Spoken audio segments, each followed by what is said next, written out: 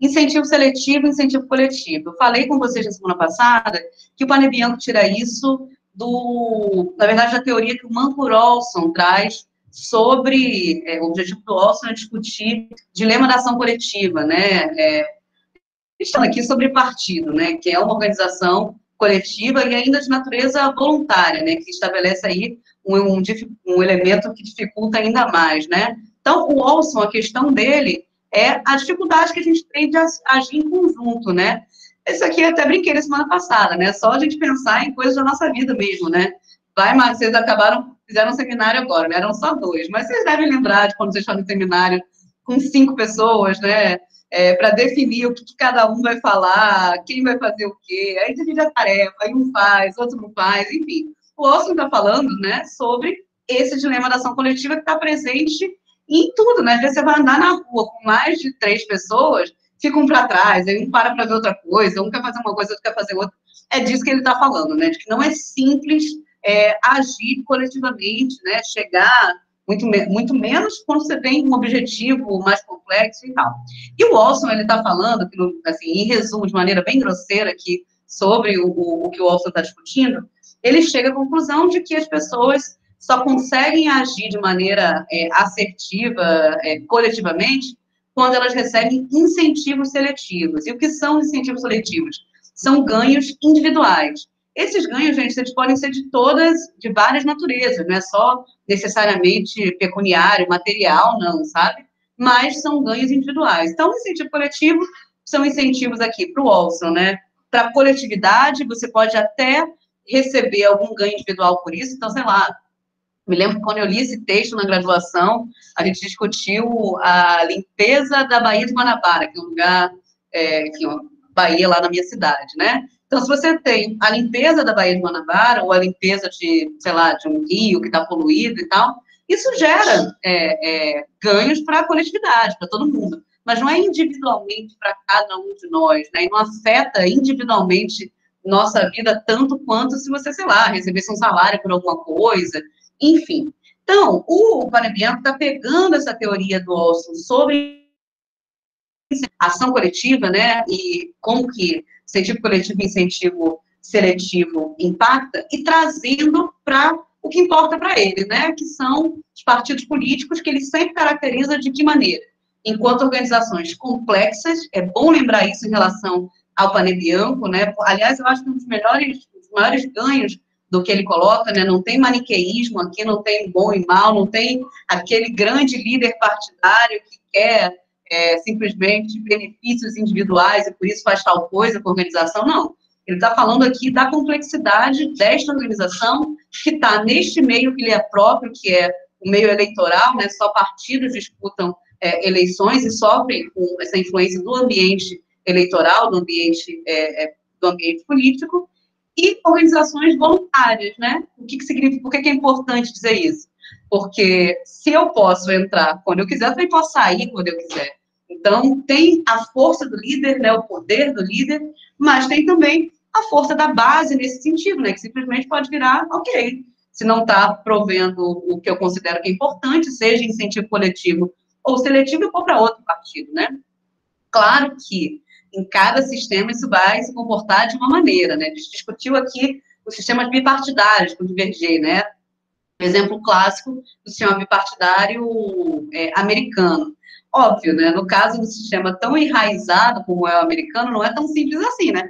Se assim fosse, possivelmente o Bernie Sanders, lá do Partido Democrata, que é muito mais à esquerda, já teria fundado um outro partido, né? Ou o próprio Trump, né? Que está falando agora de fundar um partido, mas fala, e até fazer outra coisa, porque não é tão simples. Então, por óbvio que em cada sistema partidário, a força dessas lideranças, ela vai se apresentar de maneiras distintas, né? Mas o que ele está dizendo aqui é sempre trabalhando nesses marcos de organizações complexas e de organizações voluntárias. E aí, vamos lá, voltando aqui para os incentivos seletivos e incentivos coletivos, né?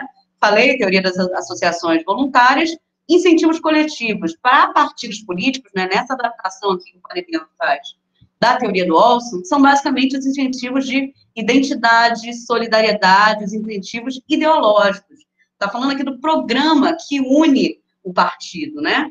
E, como sempre, a gente já falou aqui também, Para o Pane Bianco, existe a importância da gênese, né? Que a gente também já tinha visto com Diverger, mas aqui está colocado de uma maneira um pouco diferente, né? É uma gênese que vai influenciar as respostas que a organização vai dar a esses 4 dilemas que ele coloca aqui como aparecendo em todas as organizações partidárias, né? Então, essa gênese, ela não vai determinar o que um partido será, outro ganho aí do Pane Bianco, né? A discussão que ele faz com Michels é uma discussão crítica contra o determinismo do Michels, né?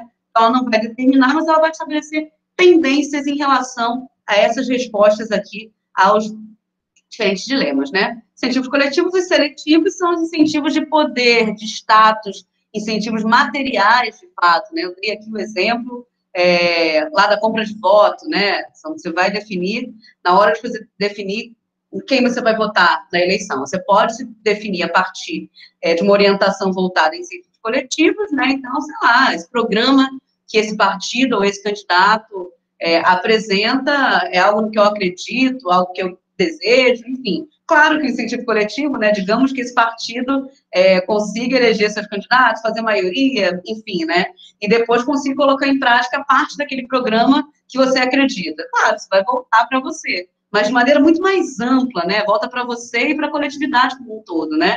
Agora, se você chega lá e define que você vai vender o seu voto, uma cesta básica, por um dinheiro, por um churrasco, seja lá o que for, né, aí se trata de incentivo seletivo. Lembrando, gente, que não tem nenhuma correlação, né? Nesse caso, seria crime eleitoral, né? Não tem nenhuma correlação com corrupção, não é isso, não. É que o incentivo seletivo, ele vai ser para o indivíduo, como o nome já diz, né? Não é todo mundo que vai poder receber. Mesmo o partido com o maior recurso possível, não tem como prover incentivo seletivo para todos os seus militantes, né? Ou se a gente for pensar de maneira mais ampla, para todos os eleitores, né? Então, o nomezinho aí já deixa, já faz com que a gente consiga lembrar um pouco aí, né? E qual que era o dilema, qual que é o dilema aí que foi o que o Alisson colocou aqui mais cedo, né?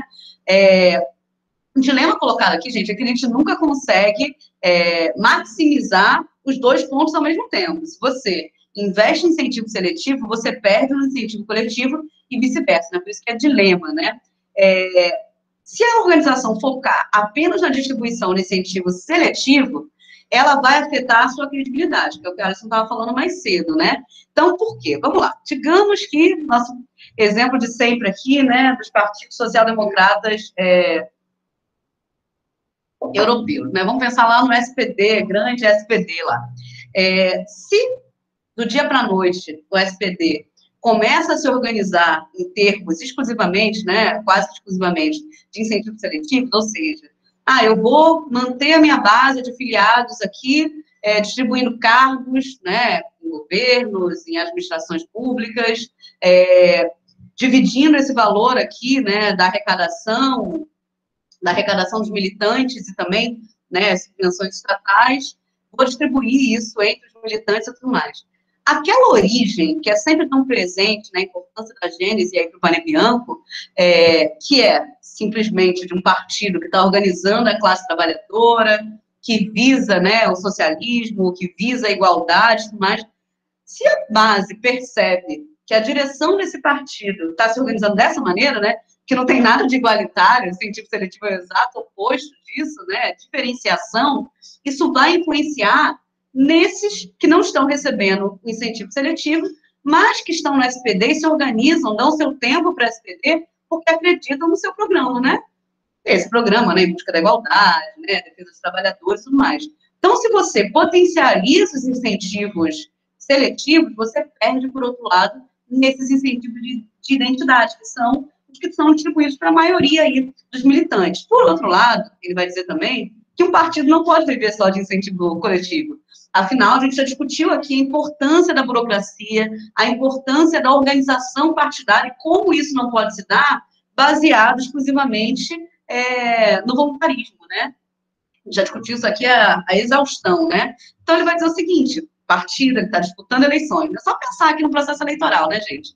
Organizar um processo eleitoral, tem toda a parte da construção do programa de governo, depois dos programas eleitorais, distribuição de material, organização de equipe para poder fazer panfletagem, bandeiras, olha, uma complexidade de coisas para serem feitas, que precisam de uma organização, né? De uma organização paga, inclusive, né? Então, ele vai dizer que você tem que encontrar ali um equilíbrio entre esses dois tipos de incentivos. E o que vai determinar não, né? Não dá para usar e terminar com paneviano. O que vai estabelecer aí uma tendência mais forte para um lado ou para o outro é exatamente a gênese. A gente falou aqui, né? Às vezes eu confundo, tá? A turma daqui da manhã com a turma da noite. Mas a gente falou, acredito eu, sobre os partidos fisiológicos, né? Ou sobre as legendas de aluguel, no caso do Brasil, né? A gente tem partidos que, desde a origem, né, desde a sua gênese, não tinham como objetivo alcançar um determinado programa. Aí, com a teoria do Panebianco, a gente olha para esses partidos e fala, pronto, no dilema incentivo coletivo e incentivo seletivo, provavelmente esse partido com essa origem vai priorizar incentivos seletivos, porque, enfim, o objetivo dele inicial, a grande maioria dos militantes desse partido não entraram lá porque estavam buscando a implementação de um programa político, né, enfim, não era isso. Então, incentivo seletivo pode predominar. Agora, em outros partidos, né, você pensar, sei lá, PSOL, o PT, o próprio PDT mesmo, né, que tem essa coisa forte da origem trabalhista, Brizola e tal, precisa manter, em algum nível, incentivos coletivos para manter a sua base interna, de filiados, de militantes, mas também externa, né, porque, afinal, está falando com o público, né, com o seu eleitorado, apresentando um programa.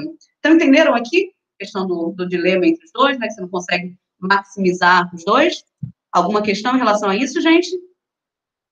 E aí, por óbvio, né, a ideologia organizativa é a principal fonte de incentivos coletivos, né, que geram lealdade também. E vai ter a função interna, esqueci de dizer isso, gente, de ocultar a distribuição dos incentivos seletivos. Então, muitas vezes, né, você está falando, não, a gente está fazendo tal coisa aqui porque tem os objetivos estratégicos, né, então eu estou pagando, sei lá, quantas dezenas de milhões pro... esqueci o nome dele, gente, o marqueteiro lá da campanha da Dilma. João Santana. João Santana, exatamente. João exatamente. Santana eu sei que é de Lula, não sei se foi de Dilma também. Foi Dilma. Que o do Lula original, que fez o Lulinha Paz e Amor lá, foi o Duda Mendonça. Campanha de 2002, que também, né, em termos de marketing, revolucionário, assim, né? E o João Santana também, mais à frente, mas já com outra pegada, né? Então é isso, assim, não, vamos pensar aqui, estou falando dezenas de milhões, são dezenas de milhões mesmo. Eu acho que o João Santana, em 2014, uma coisa da ordem de 50 milhões, pô. O maior... E aí já dialoga com o seminário de vocês também, né? Democracia do público, né? Por que o marqueteiro é o que recebe o salário mais alto de todos numa campanha que tem tanta coisa para ser feita, né? E aí fica com vocês daqui a pouco, né? Enfim, mas esse é o tipo de coisa que é difícil você justificar para a base, né? Você justifica como? Por meio, né, se remetendo a esses incentivos coletivos também. Por quê? Você tem que ganhar a eleição para colocar em prática o seu programa, né? Então, os incentivos coletivos, eles também têm essa função interna de ocultar a distribuição de incentivos seletivos que, mais uma vez, são necessários, né? O Panebianco também, né, bem no marco aqui da ciência política mais moderna, que o Divergé também fazia, ele não está aqui fazendo juízo de valor de nada, né? Ele está apresentando quais são os desafios que são colocados nos partidos e como cada partido, a partir da sua origem, estabelece, né, as suas respostas a esses dilemas. Tudo certo? Dilema 2, gente? Posso seguir? Tá, vocês sabem, né? Quando vocês ficam em silêncio, eu estou achando que vocês estão entendendo, né? Bom que vocês estão com a câmera ligada aí hoje, então, pelo menos posso ver a expressão de vocês. Não tô certo que eu fiz, gente. Horrível. Dilema 3. Adaptação ao ambiente ou predomina o ambiente? Ambiente, gente, quando ele está falando disso aqui, ele está falando do ambiente próprio e exclusivo dos partidos políticos, né? Dá para lembrar de Sartori também, né? Definição de partido, né? Ele disputa eleições. Esse ambiente aqui é um ambiente eleitoral, né? Então, ele vai dizer que o partido ele vai estar sempre nesse dilema, se ele vai dominar o ambiente ou se ele vai se adaptar ao ambiente. O que já mostra mais uma sutileza aqui da teoria do Panebianco, né? Quando a gente estava discutindo Sartori, se não me engano, né? Sartori, sim. Sartori estava lá discutindo com alguns autores que diziam, né, quando ele estava falando do preconceito teleológico, que diziam que os partidos, né, e os candidatos, e, enfim, os políticos em geral, eles visam ganhar eleições. uma visão simplista do que uma organização partidária faz. Você pode até dizer, predominantemente sim. Agora, vamos pensar aqui, vamos dar uma complexificada, trazendo aqui o Panebianco, né? Nós temos organizações partidárias no Brasil, por exemplo, algumas que têm vocação ou vontade, desejo, né, para disputar o Executivo Nacional, outras que se organizam historicamente nessa base de poder na disputa dos executivos estaduais, e outras que jogam todas as suas cartas, né, todas as suas fichas aí, para poder ganhar o maior número, conquistar o maior número de parlamentares, porque querem ter a possibilidade de barganhar no Legislativo Federal por meio desses parlamentares.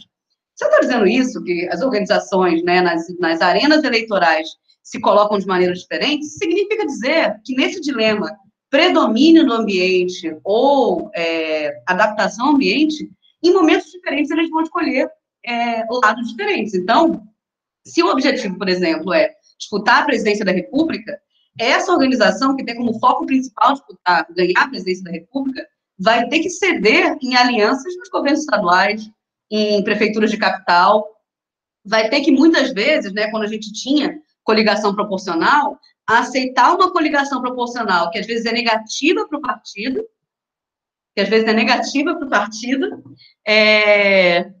desculpa, gente, que às vezes é negativa para o partido do ponto de vista eleitoral mais direto, né, mas que é importante para uma coligação para o Estado. Vou dar um exemplo concreto aqui.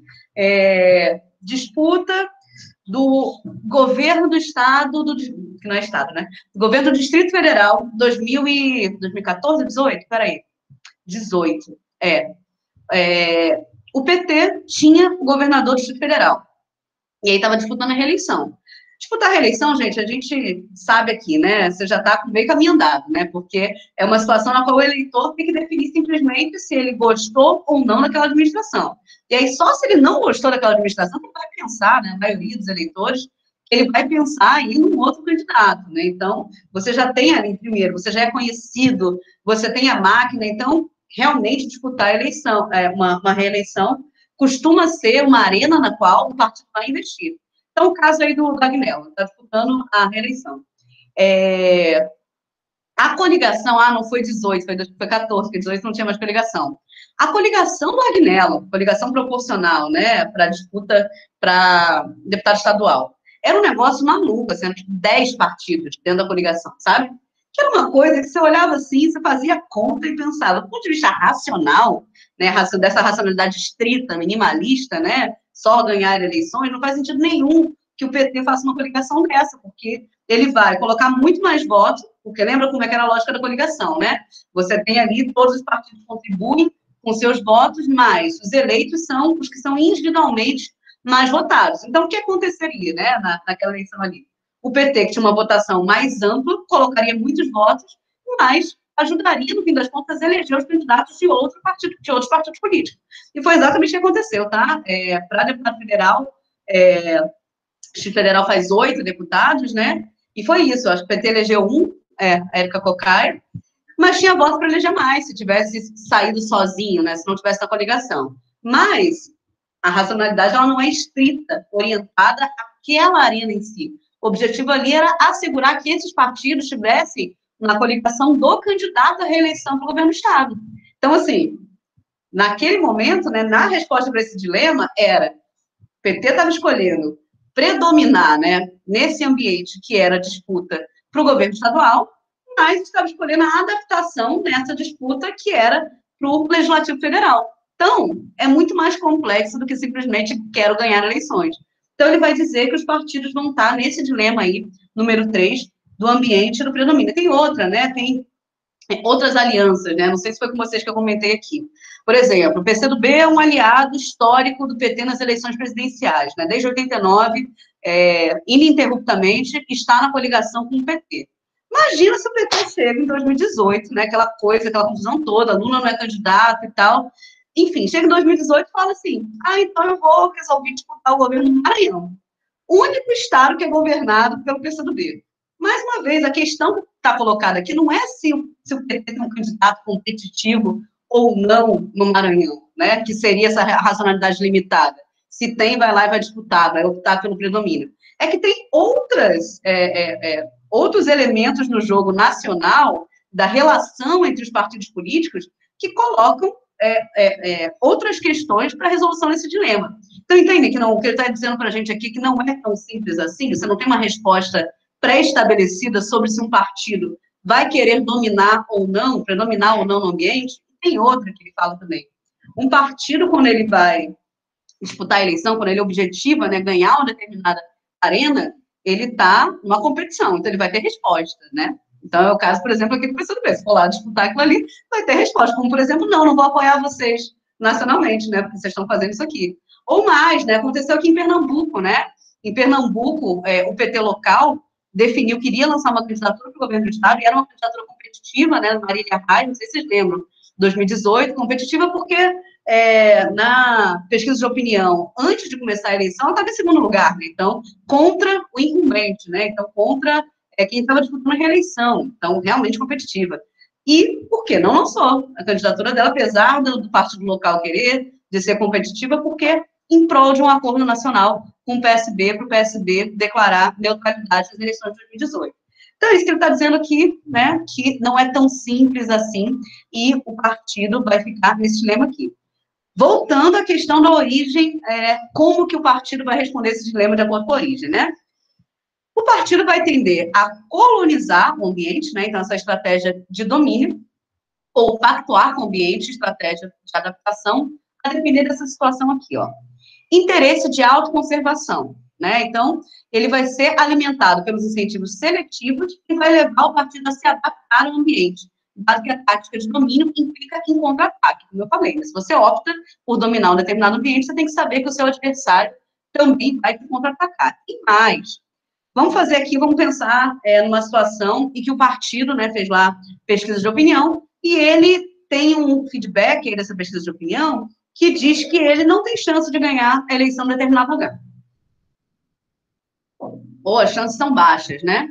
Pensando no alto interesse aqui da organização, né, nesse alto interesse de conservação aqui da organização, ao invés de ele tentar disputar aquela eleição que ele não tem chance de ganhar, né? Claro, né, gente, as coisas mudam, né?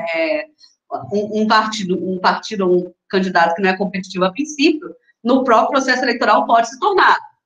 Então, os partidos têm que levar isso em consideração também. Mas se a princípio ele considera que não é competitivo, dentro dessa lógica do alto interesse e de preservação da organização, faz muito mais sentido ele se aliar com um partido competitivo naquela eleição, porque se esse partido ganhar a eleição, ele vai estar no governo, né? Então, estar no governo significa, inclusive, poder prover incentivos seletivos. Então, você vai ter cargos, você vai ter espaços, e talvez até incentivos coletivos, porque se ele for de uma coligação de um partido que tem um programa próximo ao dele, ele pode assumir, sei lá, uma secretaria de governo de uma pauta que lhe é cara, né? Então, no interesse da autoconservação, muitas vezes, não disputar a eleição, principalmente em situações como essa, né, pode ser um caminho aí para essa autoconservação. Agora, em termos de incentivo coletivo, né, voltando ali, todos esses dilemas, eles estão conectados, tá, gente? Se a gente for pensar de uma maneira mais linear, né, então quem opta pelo incentivo, por predominar no incentivo coletivo, via de regra, acaba optando aí por disputar, né, pelo predomínio da organização no ambiente, né? Por quê? Porque para você assegurar os seus incentivos coletivos, né, que são aqueles de ideologia, lealdade, né, colocar o seu programa em prática, você precisa ganhar a eleição, né? Com o seu programa. Porque quando você entra na coalizão do outro, é o programa do outro. Você pode até incentivar, mas não é o programa máximo, né? Ainda que nenhum partido consiga colocar em prática o programa máximo. Mas, se você busca o predomínio no ambiente, você está também possibilitando aí maiores incentivos coletivos, né? Então, maximizando aqui ideologias e lealdades relacionadas aí aos incentivos coletivos.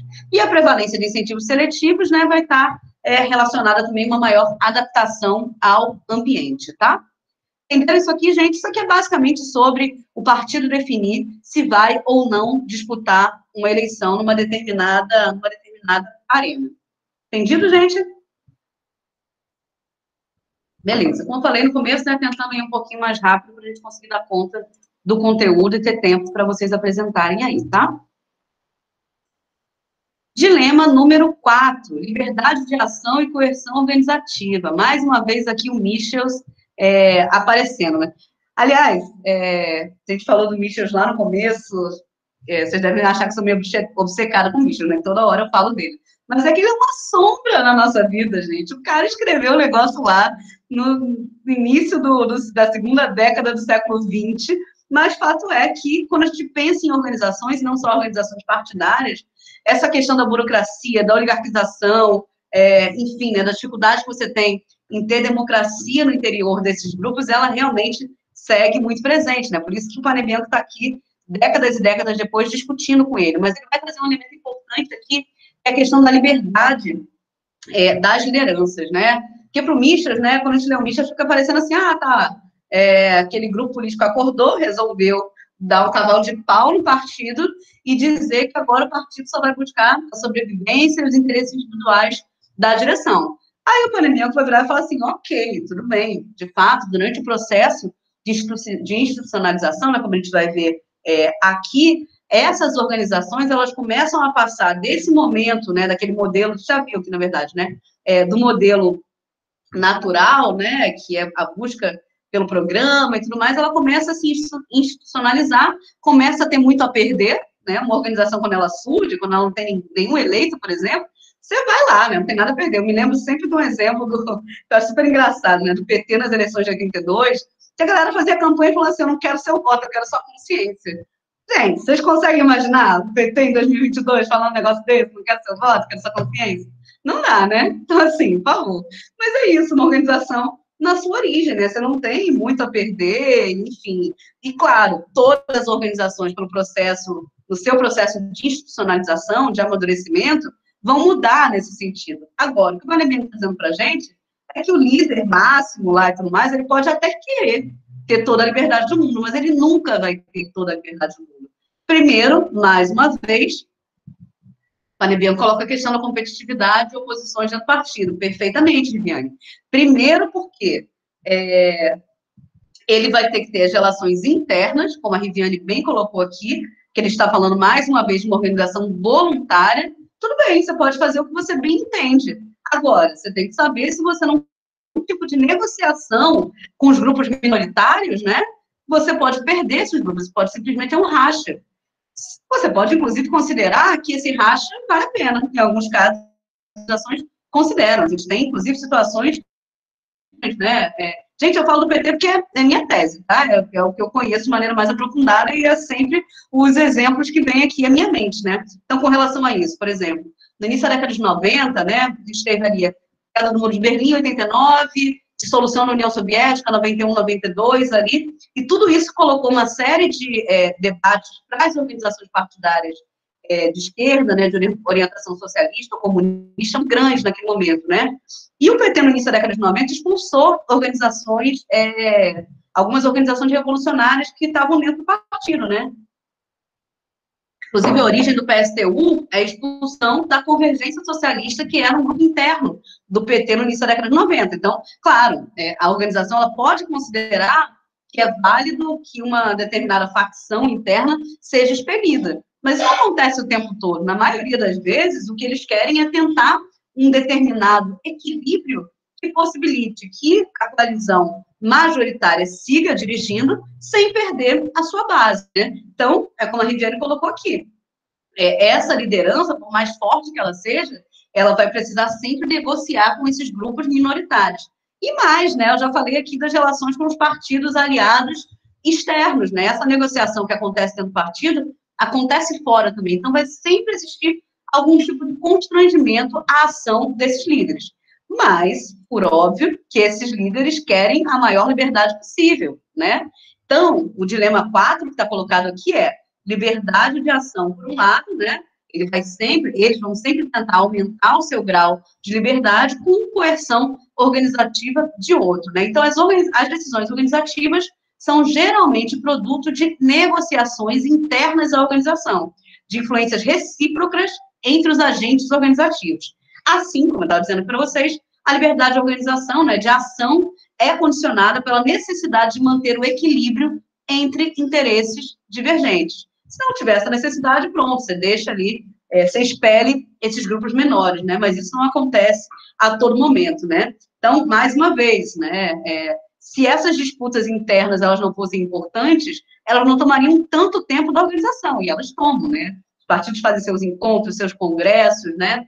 Enfim, debatem teses, programas, por causa disso, né? Desse equilíbrio que é instável. Partidos são diferentes, por óbvio, né, gente? Eu, quando estava fazendo minha tese, eu analisei, né, para até ter alguma dimensão, né, possibilidade de comparação com outras organizações, alguns outros partidos, né? Então, eu estudei um pouco do PMDB, na época, né, ainda era PMDB, se não me engano, Democratas, PSDB, grandes partidos nacionais também, né?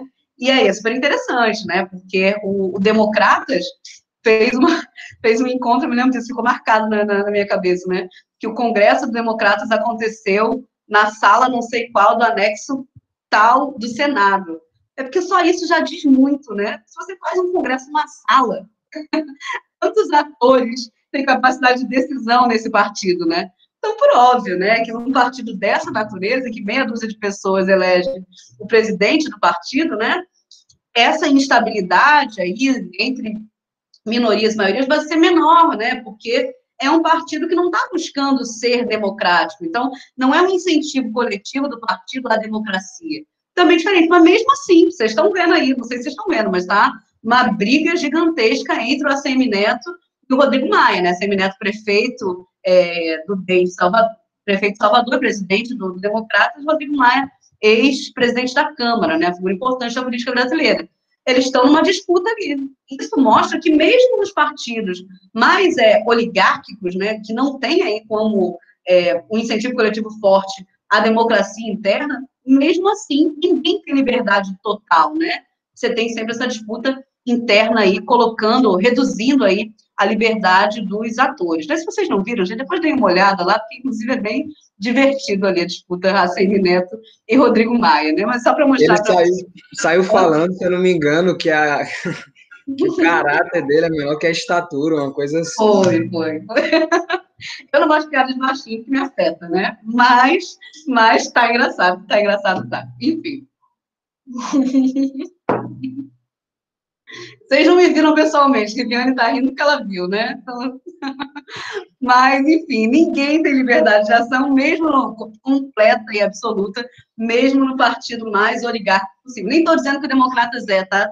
Porque, no caso do Democratas, diferente dos partidos... A Riviane, é verdade, a Riviane também não pode rir disso, não.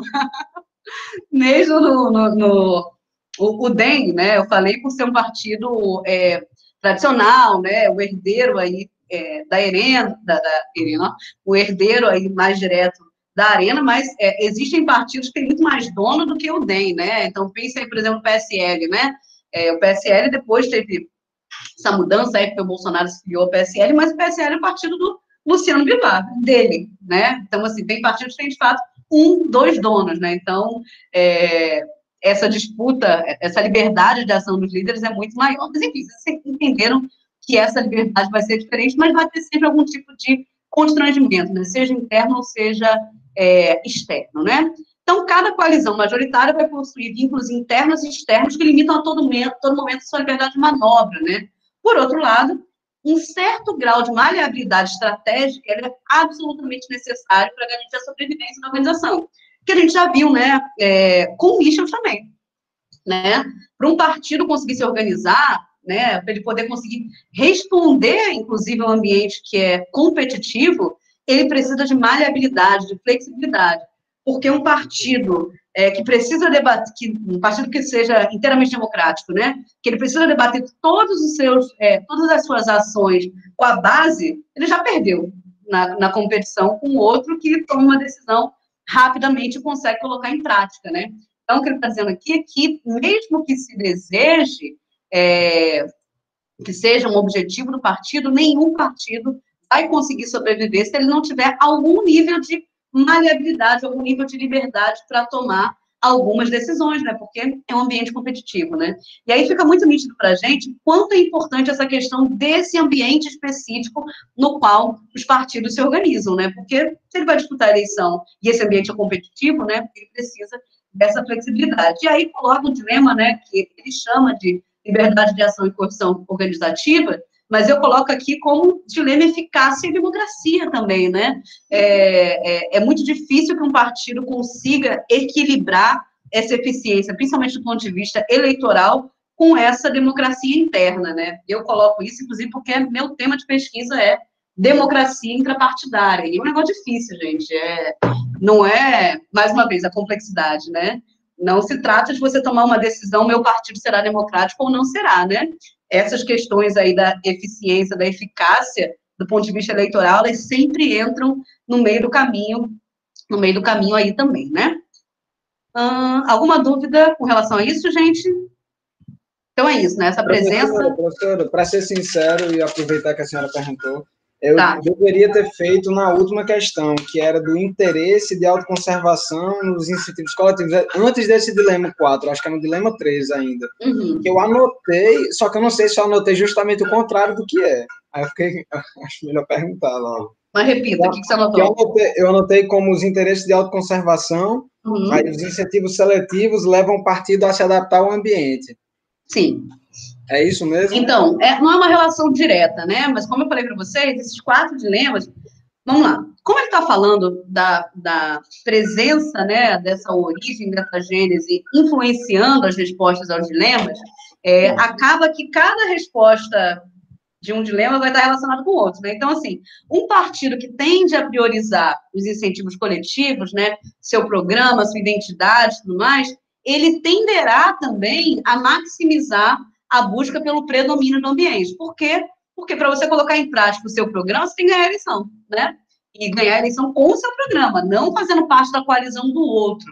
Então, está relacionado. A mesma coisa. Um partido que tem uma predominância aí em relação aos incentivos seletivos, ele vai tender a buscar uma adaptação ao ambiente, né? Ele vai fazer um acordo com outras organizações e tudo mais, visando, né, acessar espaços de poder que vão prover status, incentivos materiais, cargos e tudo mais, para poder maximizar os incentivos seletivos. Então, não é uma relação completamente direta, mas é uma relação de fato que existe, porque tudo se resolve, tudo não, né? Mas tá tudo, falei tudo de novo, né?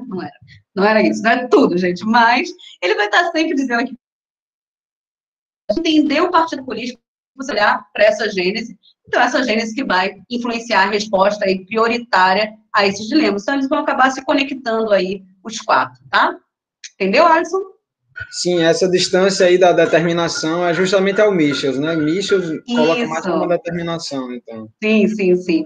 Tem tudo aqui, é tendência, né? Assim como com o Diverger também era, né?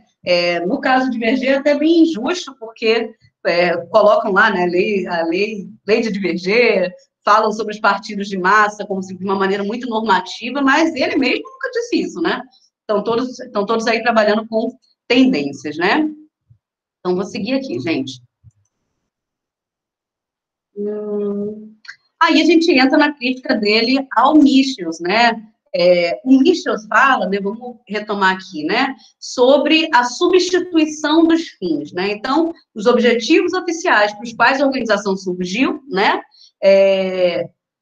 são abandonados no meio do caminho, né? Então, caso lá que ele está analisando, né? Ele até diz que o SPD ainda não fez esse processo de substituição dos fins, né? Mas que está caminhando para isso. Então, você substitui aquele programa, né, estratégico que você gostaria de colocar em prática pela manutenção da organização, né, dos interesses individuais dos seus dirigentes. O Panebianco não vai falar de uma substituição de fins, e sim de uma articulação dos fins. Vou colocar aqui, eu coloquei um trechinho do que ele diz aqui para ficar mais nítido para a gente, tá?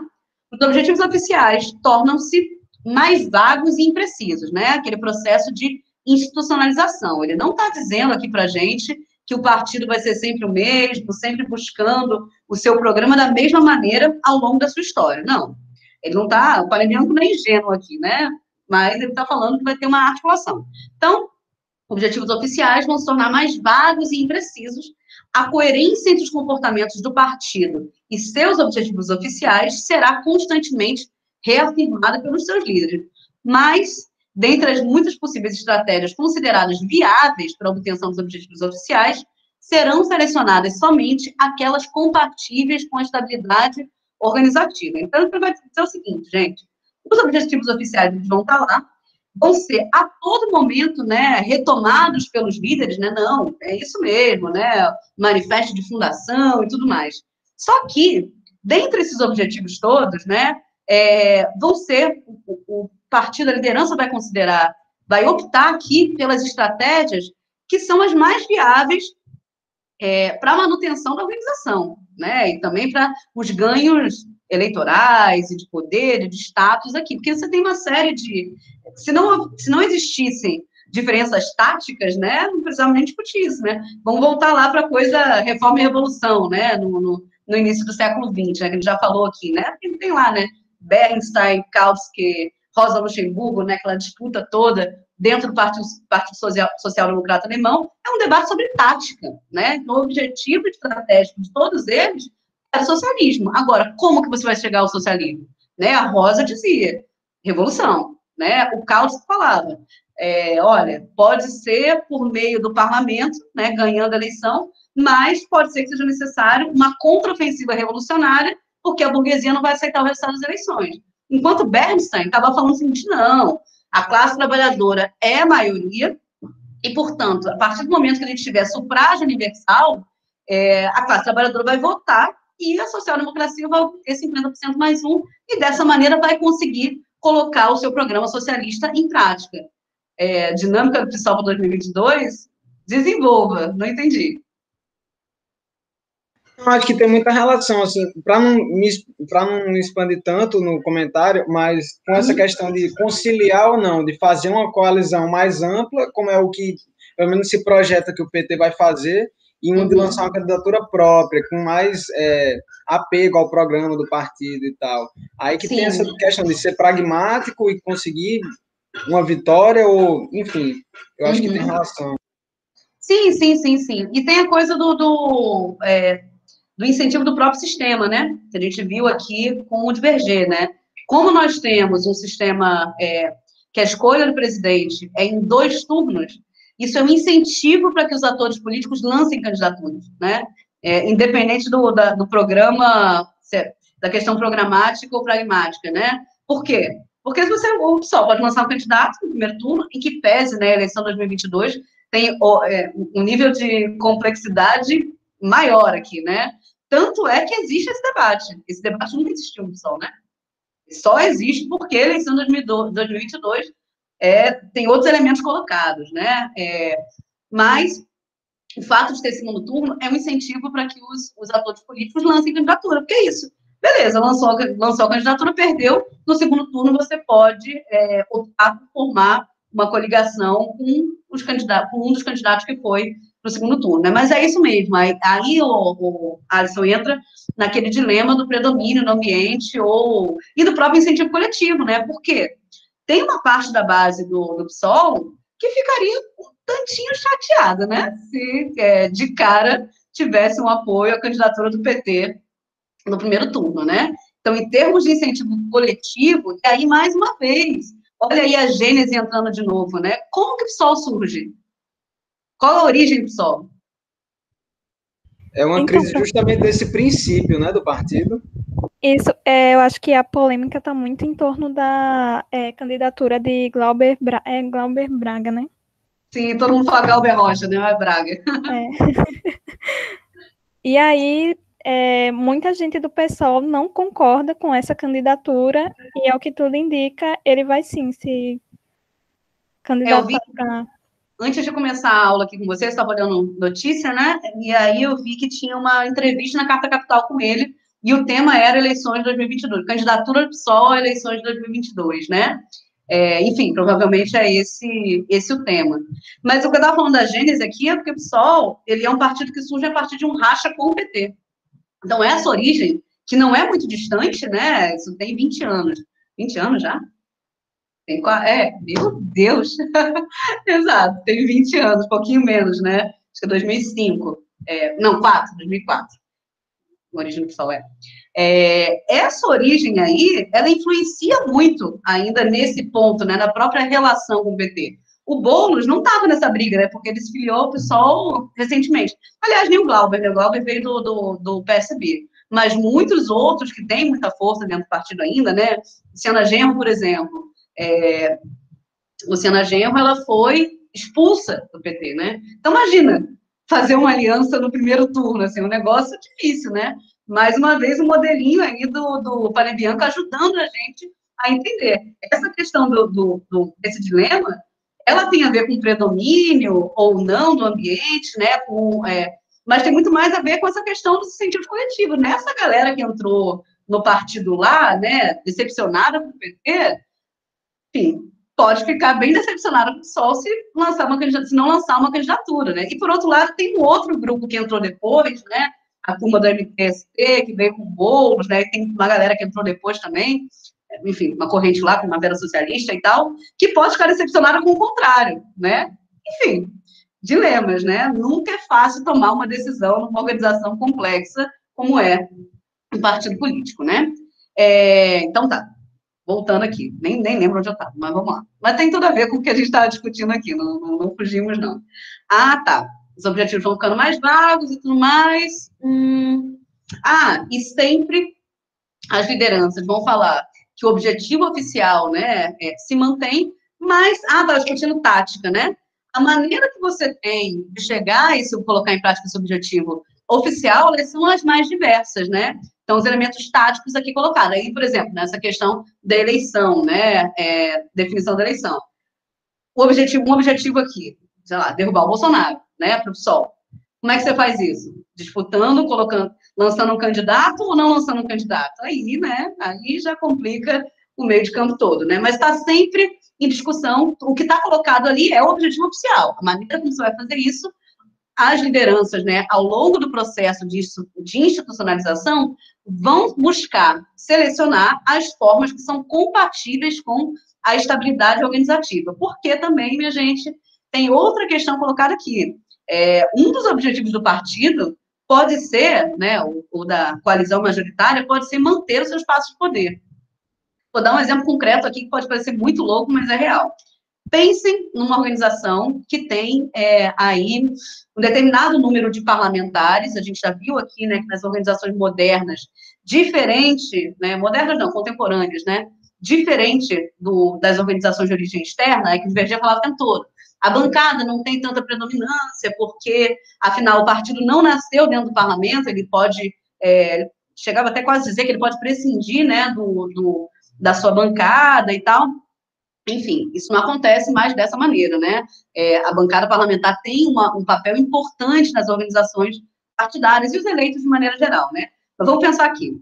Se você tem uma organização majoritária, né, do ponto de vista da burocracia interna do partido, que não tem o mesmo reflexo do tamanho na bancada, né? Então, assim, a bancada ela é eleita pela sociedade como um todo. A burocracia interna, né, a divisão interna não, é pelos militantes. Então, você tem fontes diferentes aí da eleição desses grupos. Então, pode acontecer de você ter uma composição majoritária no partido que não se reflete na bancada.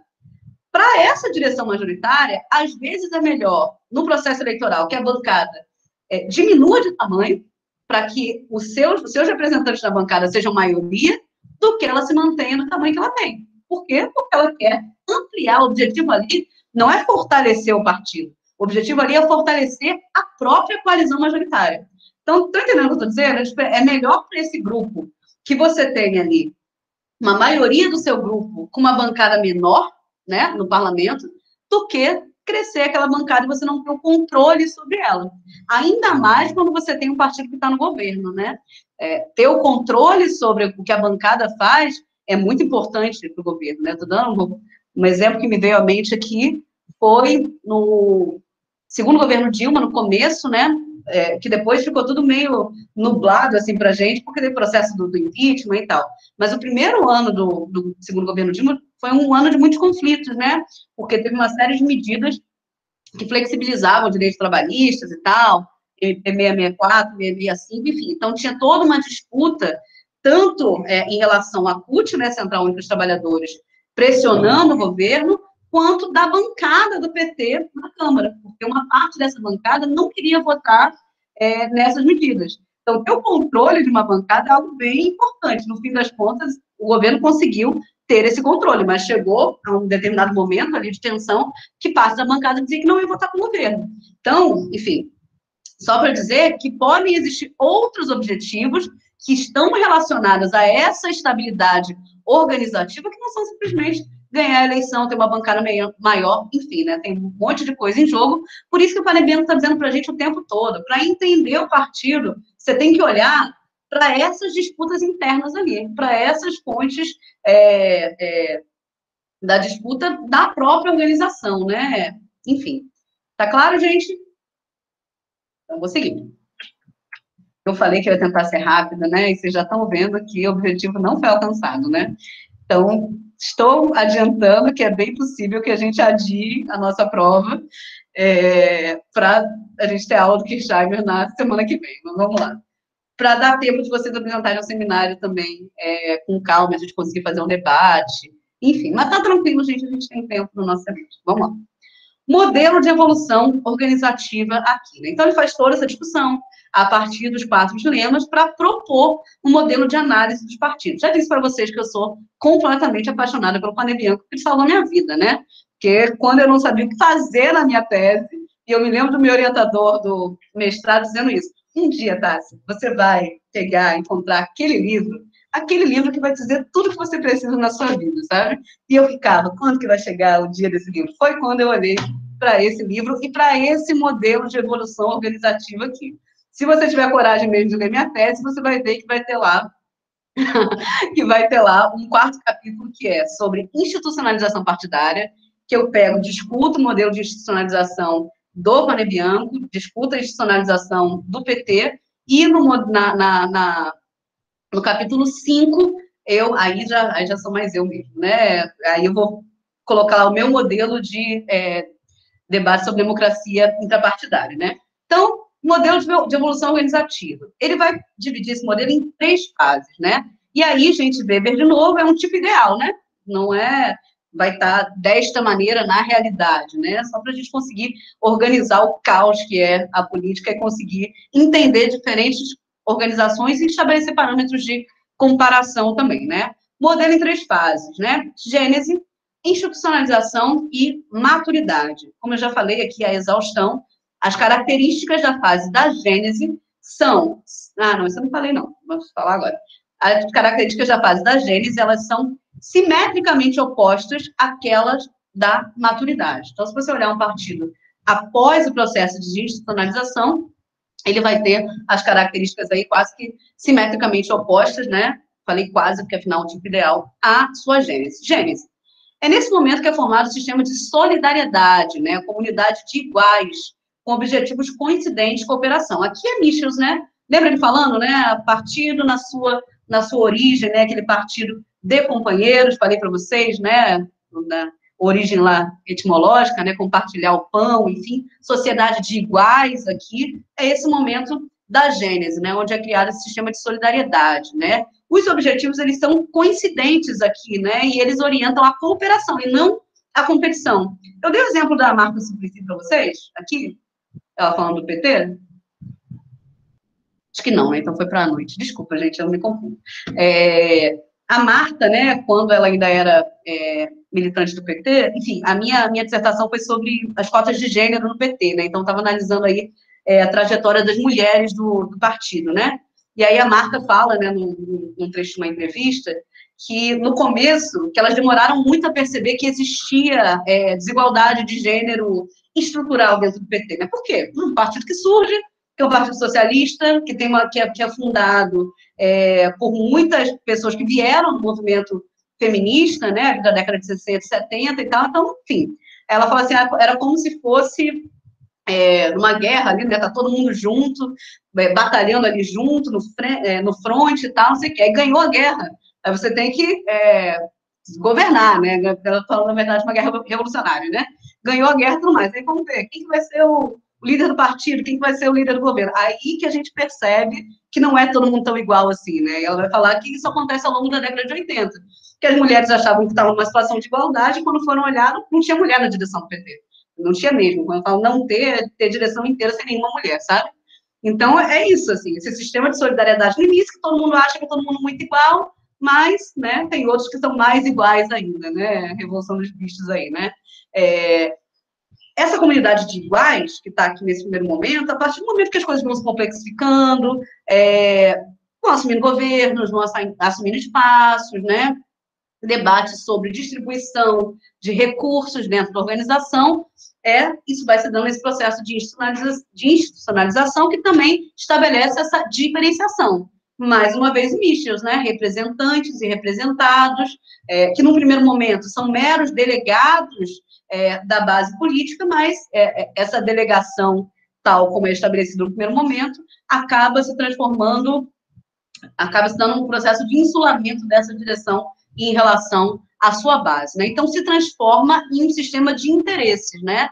Objetivos divergentes e competição. Então, primeiro momento, comunidades iguais. Segundo momento, né? Objetivos divergentes. E se antes se visava aí a cooperação, agora é a competição. E ele vai dizer para a gente que o locus, né? O entendimento do partido político é exatamente nesse local aí da competição.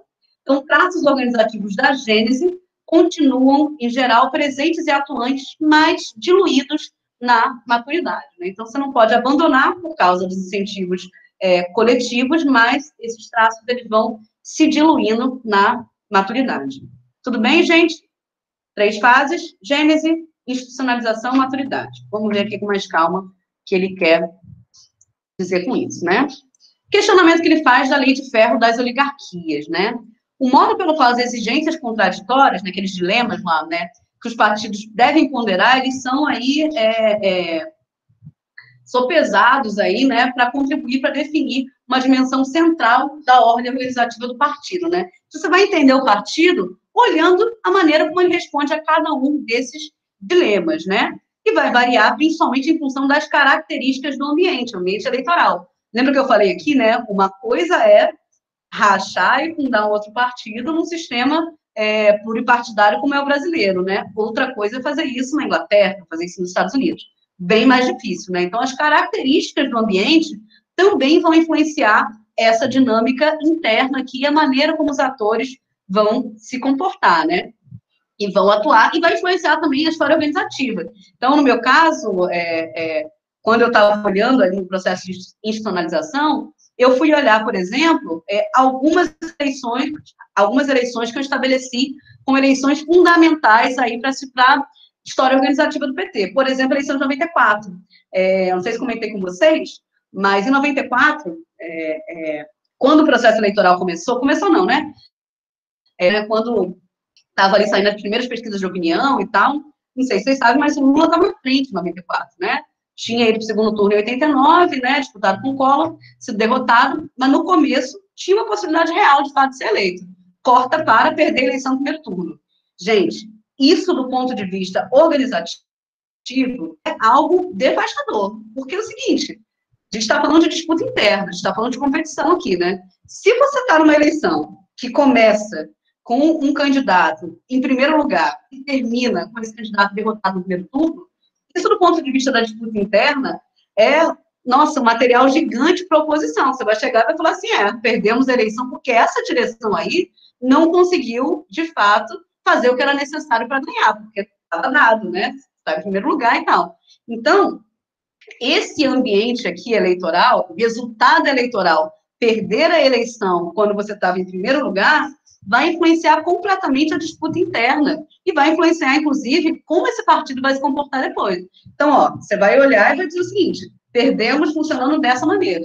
Então, a gente tem que mudar a maneira de funcionamento, a maneira como disputa a eleição, a maneira como organiza o partido para ganhar eleições. Então, isso certamente tem muito impacto nessa história aqui que eu estou contando, né?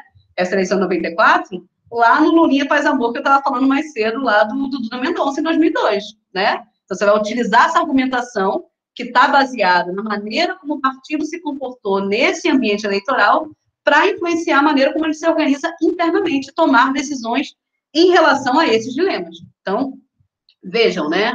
Esse ambiente ele vai estar sempre, às vezes não é uma influência direta, mas ele vai ser utilizado no discurso da disputa interna aqui desse partido e vai ter influência aqui na maneira como esse partido vai se comportar, né? Negar que seja esse o resultado, né, essa questão aqui da lei de ferro das oligarquias, não significa negar a tendência. O que o Panebianco está dizendo?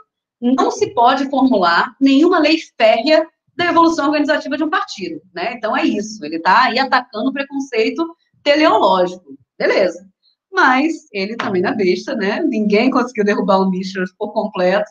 Ele vai dizer, negar essa lei de ferro não significa dizer que a tendência não exista. Por isso que ele está falando aqui do processo de institucionalização, né? Ele vai dizer, sim, que os partidos tendem, né, a esse processo de diferenciação, de oligarquização, né? Enfim, sabemos disso, né? Seguir aqui. Institucionalização, gente, é a fase 2, né? A institucionalização é basicamente um processo. É a consolidação da organização, a passagem da fase de fluidez estrutural inicial, né? Tá tudo muito solto, né? Quando você está fundando um partido, você não tem ainda as regras estabelecidas, como que você escolhe as direções, né? Tá tudo isso em debate. Então, um processo, um momento ali de muita fluidez, né? A institucionalização é exatamente, né, a passagem da fase de fluidez estrutural inicial, quando essa organização recém-nascida ainda está em construção, está tudo ali em debate, é uma fase em que a organização se estabiliza, né? Não é que ela não possa mudar, claro que pode, né? Está sempre tudo em disputa, mas é mais difícil, é cada vez mais difícil essas alterações estruturais. Então, por exemplo, a partir do momento que você estabeleceu como que você escolhe os dirigentes, qual que é o processo de escolha, eleição direta, é congressual, é lá o DEM reunido, meia dúzia de pessoas numa sala do anexo do Senado, enfim. A partir do momento que você estabelece esse formato, é mais difícil você alterar. Pode alterar, mas já está mais consolidado, né? Então, já passou por esse processo de institucionalização, chegou na maturidade, né? Então, ainda está nesse momento inicial, e é esse processo que leva até a fase que a organização se estabiliza, desenvolve interesses estáveis para a sobrevivência e lealdades organizativas igualmente estáveis. Interesses estáveis, do ponto de vista eleitoral. A gente falou aqui, no caso brasileiro, né, que partidos diferentes terão interesses eleitorais diferentes, inclusive até na divisão de papéis aqui do sistema, né? Aquele que está mais ali disputando o legislativo, aquele que disputa... Caso do PMDB, por exemplo, né? Todo mundo fala, né? Ninguém governa sem o PMDB no Brasil, né? Hoje em dia, um pouco menos, porque o PMDB diminuiu muito de tamanho na eleição de 18, e aí o Centrão acaba estabelecendo esse papel maior aí, né? Em termos de governabilidade, tanto para não abrir um processo de impeachment, quanto para passar as pautas do executivo no legislativo, né? Mas, enfim, se falava muito do PMDB, né? O PMDB não disputava a eleição presidencial, estava sempre na coligação de algum outro partido, exceto quando teve verticalização que proibia, né, que você tivesse uma coligação nacional e não tivesse na mesma coligação nos estados, né? O PMDB não teve coligação nenhuma, mas também não lançou candidato. Por quê? Nessa divisão de papéis aí no sistema brasileiro, né, que é uma divisão de papéis que não é formal, mas ela acontece, o PMDB optava por quê? Da onde que vinha a fonte de poder do PMDB? Ter muitos parlamentares, tanto no Senado quanto na Câmara dos Deputados, e ter muitos governos estaduais, né? O PMDB sempre se deu muito bem nessa arena. Então, isso é um processo que se deu ao longo da institucionalização do PMDB, que estabeleceu esse encontro no interesse estável. Então, se alguém chegasse ali dentro do PMDB e dissesse, não, quero disputar eleição presidencial, teria muita dificuldade de conseguir isso. Já aconteceu, né, esse debate interno, a mesma coisa com o DEM, né, o DEM se colocou aí enquanto possibilidade, né, ter uma bancada grande, disputar prefeituras de capitais, principalmente também prefeituras e governos de estado no Nordeste, né, Bahia sempre foi um grande feudo aí do Democratas, ainda de certo, não da mesma maneira como era com a ACM, né, o velho, né, mas ainda tem muita força na Bahia, e fazia o acordo com o PSDB do ponto de vista nacional de estar na coalizão do PSDB, né, seja no governo quanto na disputa eleitoral, né? Enfim, só dizendo aqui que esse processo desses interesses, né, inclusive do ponto de vista eleitoral, se estabelecem na institucionalização, e quando esses partidos chegam na maturidade, eles são mais estáveis, né? e eles são interesses que estão, por óbvio, relacionados aí à sobrevivência, né, da organização e às lealdades organizativas que também se tornam estáveis. Entenderam que a institucionalização não é um lugar, né, ele é um processo, né, para o Pane Bianco, da gênese para a maturidade. Beleza, gente? Ok. Gente, eu vou aqui acender a luz só um minutinho. Tá um pouquinho escuro aqui, peraí.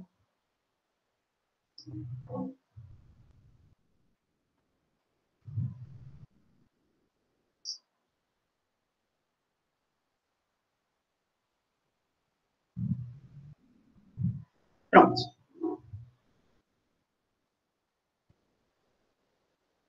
As modalidades de institucionalização, elas vão variar de acordo com a forma organizativa originária. Então, ele vai dizer para a gente que uma instituição aqui o partido, né, tá? Forte ou fraca, vai estar relacionado com a maneira como esse partido se constituiu na sua origem. E aí a gente lembra de novo de Verger, né? Ele olhava para a origem do partido, se é um partido de origem externa ou se é um partido de origem interna, e dizia que isso influenciava, né, do ponto de vista de tendências aí, como essa organização ia se comportar, lembra, né? Se ela seria mais disciplinada, se ela seria mais coerente, enfim, ele está falando um pouco disso aqui também. O desenvolvimento de um partido pode se distanciar profundamente do modelo traçado aqui, né, se ele depender de instituições externas, né? Não se trata de um partido que tenha, na sua origem, uma instituição externa meramente, mas tem que seja dependente de uma instituição externa. Acho que o melhor exemplo de um partido, não sei se é o melhor exemplo, mas é o que me veio aqui à mente, de um partido muito dependente de uma instituição externa, não é nem de longe, há muitas décadas, mas foi, na sua origem, o Labour, né, o Partido Trabalhista Inglês. O Partido Trabalhista Inglês, ele surge ali no final do século XIX, a partir da organização de trabalhadores, não vou lembrar o nome exatamente, mas não é de um sindicato em si, mas de uma associação de sindicatos de trabalhadores ali no Reino Unido, né?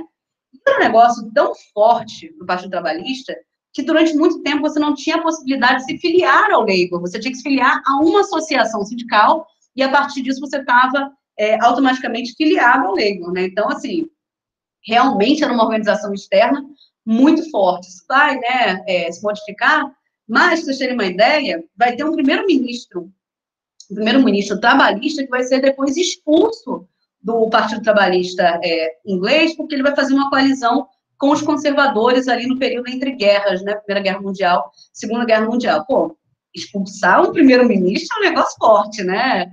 E isso acontece por quê? Porque a força dessa organização externa, quem definia o que o Labour fazia ou deixava de fazer, era a organização externa, e não a sua burocracia interna. Por isso que levou aí a expulsão, eu acho que, inclusive, o nome do cara é MacDonald. Eu não tenho certeza, mas eu acho que é. Mas é algo do tipo, ele foi expulso. Então, é isso que ele está dizendo. Não dá, quando um partido é dependente de uma organização externa, aí vai fugir a esse modelo, né? É o caso, por exemplo, talvez, não sei se eu estou...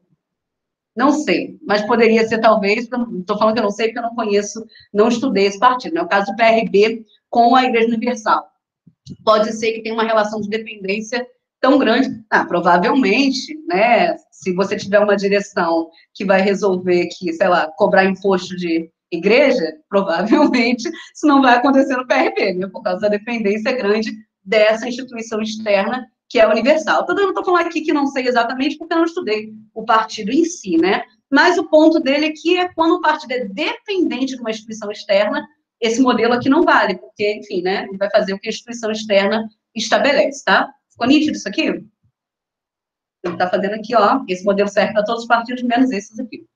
O modo organizativo dos partidos, ele vai ser constantemente condicionado pelas contínuas mudanças ambientais, né? Então, é isso, tem a gênese, tem, mas a maneira como esse partido vai se comportar, né, vai ganhar, vai perder a eleição, o sistema eleitoral vai mudar, isso muda tudo, né? A gente viu aqui, né? Se o sistema é proporcional, se o sistema é majoritário, se tem uma mudança dessa natureza, se, por exemplo, né, se, né, acontecer, não vai acontecer, gente, fiquem tranquilos, não que me pareça ser uma preocupação de vocês, é minha, mas, assim, não vai mudar o sistema eleitoral brasileiro, eu acho que não, que eles não vão conseguir chegar num acordo daqui até outubro, né, para ter votação em 2 turnos, né, 3/5 e tal, que o caso de PEC, né, sistema eleitoral. Mas, digamos que daqui até outubro, as principais lideranças partidárias conseguem chegar num acordo e a gente muda o sistema do sistema proporcional para o distritão, né? Vamos aqui, isola, espero que isso não aconteça, mas digamos que isso aconteça.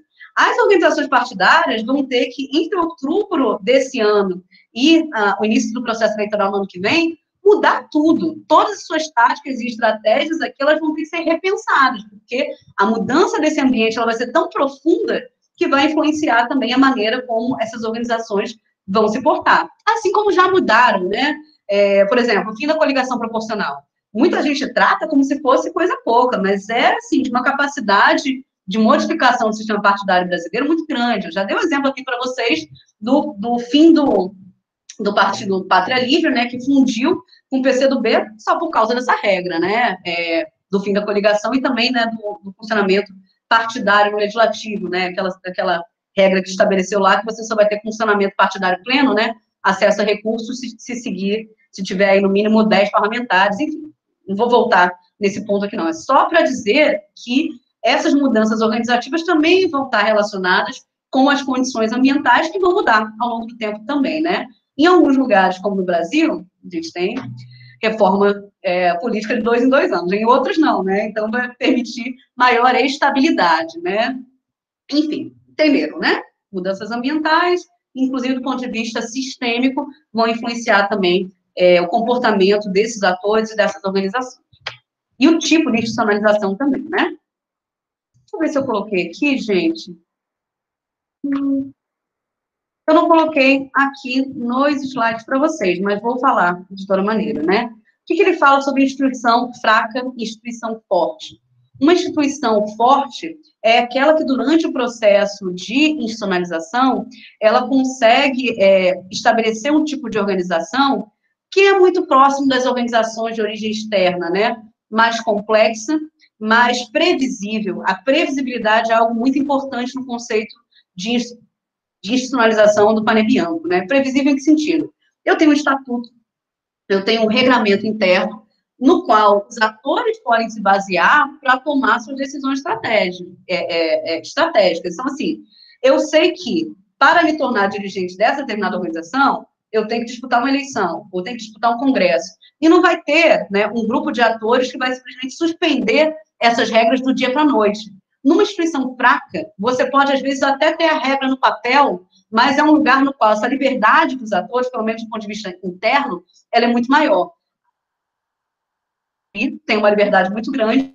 A instituição, ela não tem essa previsibilidade que uma instituição forte tem. Então, pode até acontecer de você ter, sei lá, regras fraudadas numa instituição forte, mas as coalizões aí minoritárias, os grupos de oposição interna nessa organização, eles vão reclamar disso, eles vão esbravejar, eles podem até sair do partido por causa disso, porque é uma organização que tem regras estabelecidas, e nesse processo de institucionalização, estabeleceu como um elemento importante seguir essas regras. Então, entendem, né? Quando a gente está falando de uma organização voluntária, que estabelece suas próprias regras, que não são estabelecidas pelo Estado, a chance de subversão dessas regras pelos atores políticos está sempre presente.